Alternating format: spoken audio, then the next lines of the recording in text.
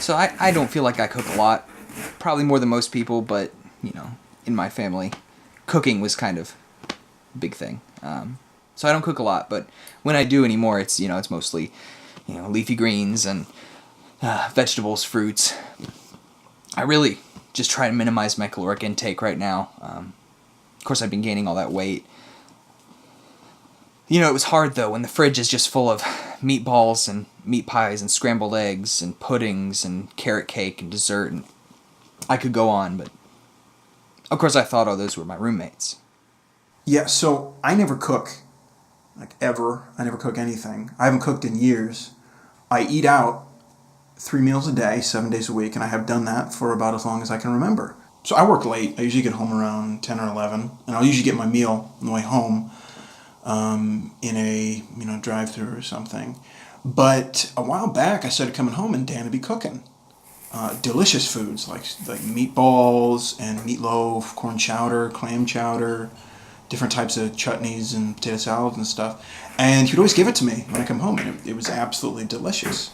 And so I started looking forward to it so much that I would eat out twice a day and come home and eat dinner with Dan. It wasn't until about halfway into the whole episode that I realized that all the delicious food he was cooking, he was actually cooking asleep. I realized because one day he was making, it's like the Jell-O with like 15 layers, and it's like this, like similar like white and red and green and stuff, the Jell-O cake stuff. But anyways, he was cooking that, and he started snoring while he's handing me the dish. And that was the first time I realized the whole time that every time, it was kind of like a pattern I had noticed then that I hadn't pieced it together, though, that every time he was cooking, his eyes were closed the whole time. And I guess at that point I knew that was the reason.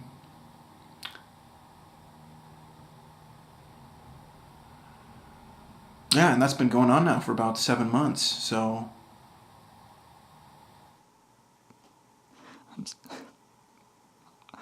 I'm scared. I'm spending $500 a month on groceries. And the worst thing about it is that I'm driving to the store by myself while asleep.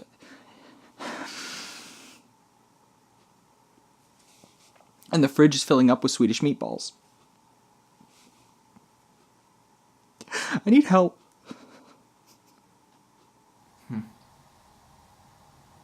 Oh, you should ask him to make the banana bread. It's amazing. It is delicious. Mm-hmm. Can you ask him? He's asleep. I don't know. Maybe if you just put out all the ingredients, when he falls asleep, he'll like...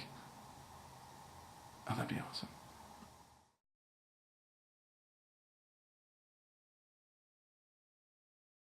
Hey, I'm Dr. Harvey Dandelion. I'm a practicing psychiatrist, but you're here to talk to me today about my branch out, my foray into food psychology. We're going to talk about one of the more rare diseases that we discuss in food psychology, which is Parasomnitic Culinitis, also colloquially known as sleep cooking. And it's estimated that 1 in 20 million people have it worldwide. So we know that there are at least 4 cases of it worldwide. Very rare disease. During this disease, the individual, once they enter the REM sleep cycle of sleep, will begin moving about, cooking, and continue doing this and other associated activities until they wake up in the morning. So that's what I'm hoping we can do with Dan today, is really dig into his past and determine what traumatic incident could be the cause. Still a lot we don't know. In fact, we actually know almost nothing about this. It's mostly speculation.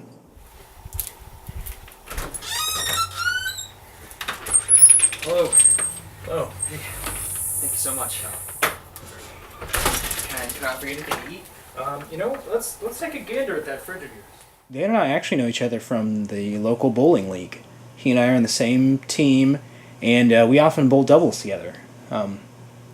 I noticed recently that his curve's been a little bit off. He's been veering to the left, And that's when I realized something was up. Something big. I'm actually a bowling psychologist as well. And, I mean, would you believe it? She cooked the same thing every night, beer-battered corn dogs. They were fantastic, but that's all we'll say in that case. Don't want to discourage you. I've got really high hopes, really positive expectations for what we're going to do tonight, which actually, so I'm going to go ahead and walk you through that. Okay. So we're just going to have you go to bed at your normal time and let the process kind of happen.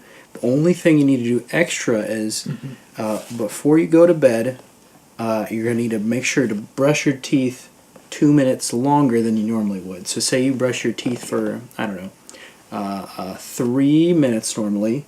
I want you to brush them for 5.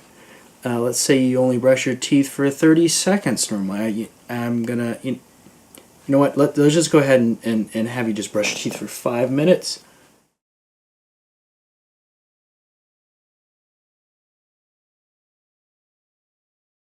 Right, so it's about 11:30 right now.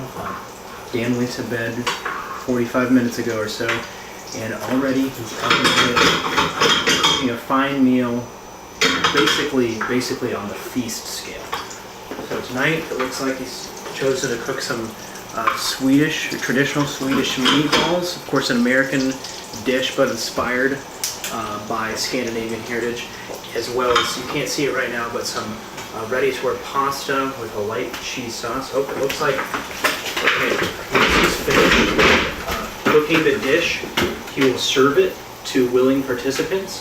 If there's no participants, usually they'll let it cool down and put it in the fridge, but since we've got a roommate and myself here, he's going ahead and dishing it out. He's actually doing a wonderful job of being consistent with his portion sizes. So,